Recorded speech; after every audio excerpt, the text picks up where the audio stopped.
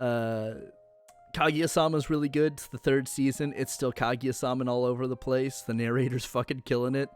This is one show I think that, kind of like we were talking about with like Gurren Lagann, and then last week Dean and I were talking about like Kill la Kill and Attack on Titan have this, that like the Japanese dub's better because like their screaming is more like it hits and you're like, oh shit.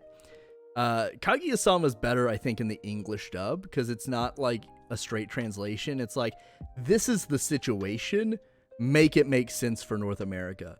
So like there's a lot more like regular slang we use. It just like the way inflection happens, it adds its own thing, and it's just really good.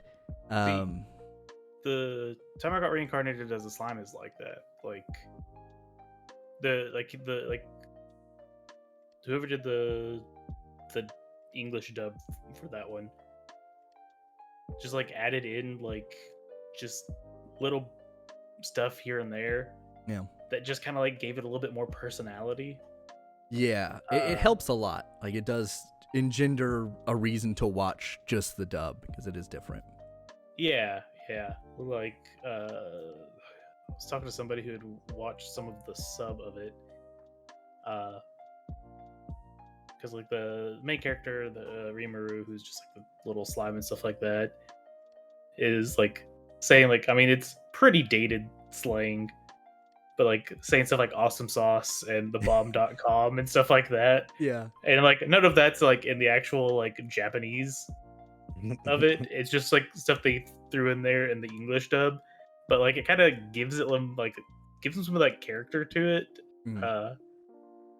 Because it's kind of funny that he's like, because he was like almost 40 whenever he died and got reincarnated. So it's like this kind of makes sense that he's using like this dated slang. But like he's just kind of using it in this other world, and then like as a result, like other people have like started using it as well.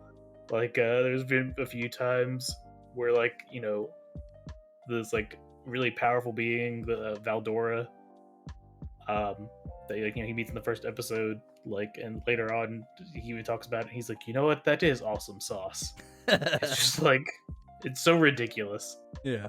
But like, yeah, I feel like it is very few and far between where you're just like, man, this English dub is just way better.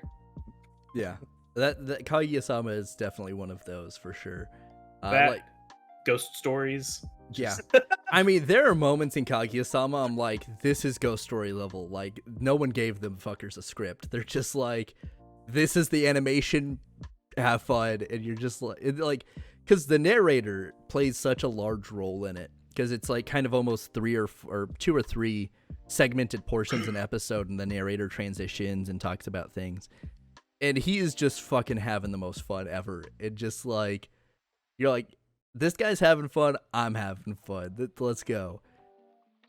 And like, this is another thing that not to harp on it, but My Dress Up Darling did this really well as well. Like, I sent Dean a text a couple weeks ago because I was rewatching the dub along with Shikamori, so I could be like, maybe I'm just trying to be biased and be an asshole. But no, I'm not. Shikamori's mid.